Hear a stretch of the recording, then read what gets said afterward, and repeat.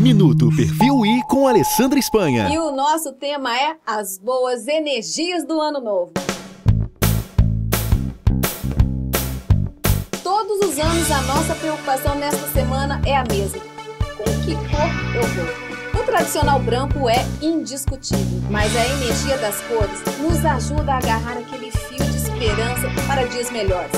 Eu escolhi o amarelo, cor viva, aberta e que traz o desejo de prosperidade.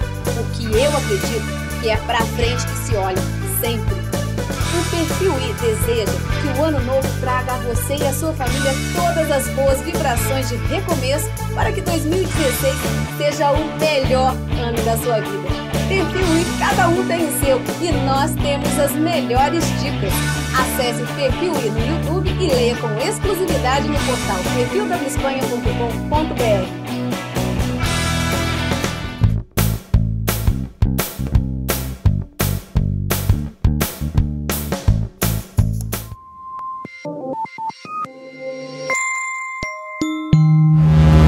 Minuto Perfil I com Alessandra Espanha.